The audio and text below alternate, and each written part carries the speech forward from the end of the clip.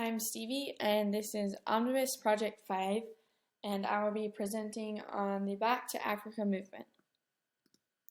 So, when was Liberia founded?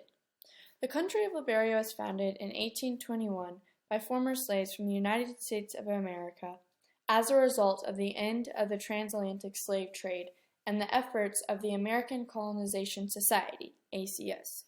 It officially declared itself an independent nation July 26, 1847. So where is Liberia? Liberia is a country on the West African coast.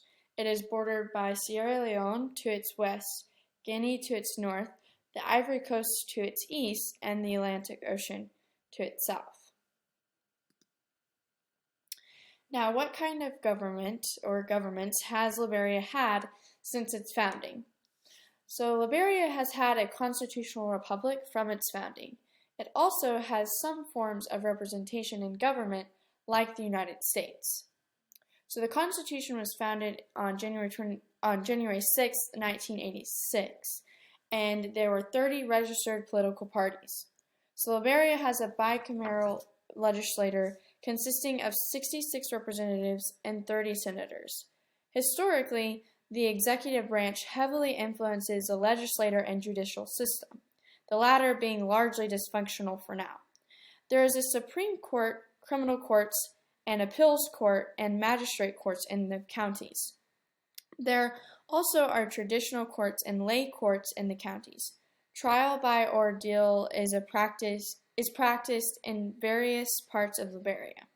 Locally, politically, power emanates from traditional chiefs, town, clan, or paramount chiefs, mayors, and district commissioners.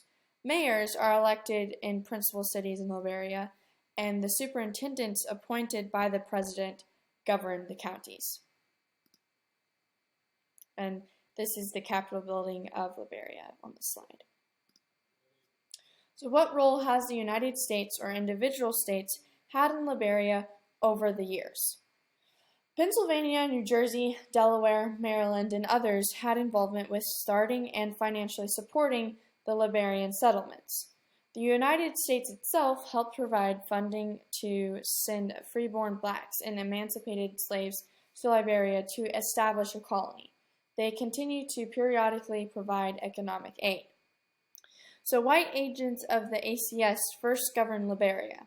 Under them, black American repatriates attempted to recreate and maintain American society, yet they also married indigenous people. Many of their children, therefore, were Liberians of mixed parentage, but were identified as descendants of settlers or Americo-Liberians. Like their settler parents, some would come to dominate Liberia's politics and economy. In 1847, Liberia became a republic, with a constitution and flag modeled after America's. The relationship of the U.S. to Liberia changed from one of control to one of assistance. Settler values, however, still dominated, especially as settlers benefited from an educational advantage, often having attended missionary schools in Liberia or gone to school in America.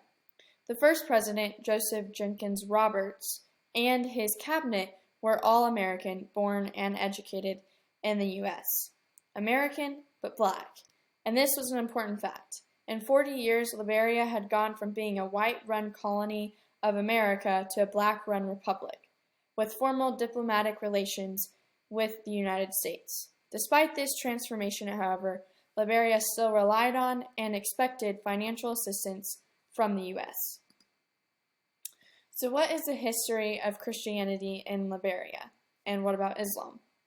Many of the Liberian founding fathers were composed of Protestant ministers who created their nation as a Christian state with laws explicitly crafted using Christian principles. Islam has influenced Liberia since its founding, but it has become more prevalent today. In recent years, Liberia has had much tumult. What are some of the reasons for dismay? So the origins of the Liberian conflict can be traced back to various forms of exclusion and marginalization which have characterized the country for most of its existence. The founding constitution was designed for the needs of the settler population, which subjugated the indigenous people for over a century. Land and property rights of the majority of Liberians were severely limited. Political power was concentrated essentially in the capital city of Monrovia and primarily at the presidency, with few checks and balances and little accountability. Most infrastructure and basic services were concentrated in Monrovia and a few other cities, fueling uneven development, a dualistic economy, and a major dichotomy between urban and rural areas. The political and economic elite controlled the country's resources for their own use and to consolidate the power.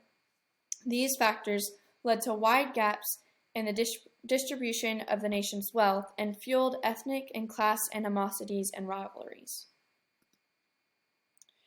So, who are some of the neighboring countries and what relationships has Liberia had with them? So, as we learned before, the neighboring countries of Liberia are Sierra Leone, Guinea, and Ivory Coast. The relationship has been subpar at best. War, suspicion, and betrayal have characterized their history. Now, how have the Liberians gotten along with the indigenous Africans or other immigrants? The Liberians started off well with the indigenous Africans, attempting to civilize them and impose Western value on the traditional communities. But although some married the indigenous people, others discriminated against them. This caused rifts in their civilization that were eventually ignored. The settlers built schools and a university, and during the early years, agriculture, shipbuilding, and trade flourished. Yet as Liberia expanded its borders, a government of repatriates located largely on the coast attempted to establish control over a growing native population located largely in the interior. Over the next few decades, escalating economic difficulties began to weaken the state's dominance over the coastal indigenous population. When the financially burdened ACS withdrew its support, conditions worsened as Liberia tried desperately to modernize its largely agricultural economy.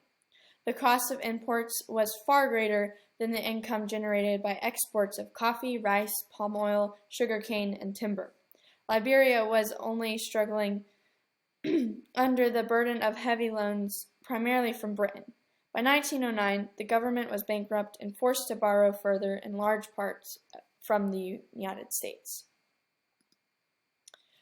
So, did you notice areas where American customs, interests, or habits show up in Liberian history?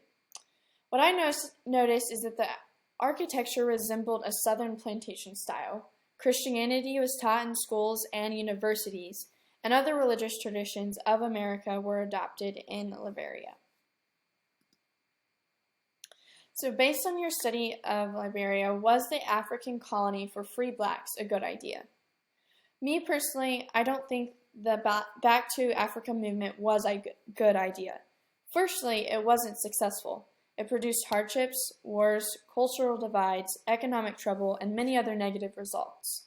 And secondly, Black Americans had the right to have a place in American society. Their freedom must be fought for in America, not to be sent off to Africa and establish a new colony. And that concludes my presentation. Thank you.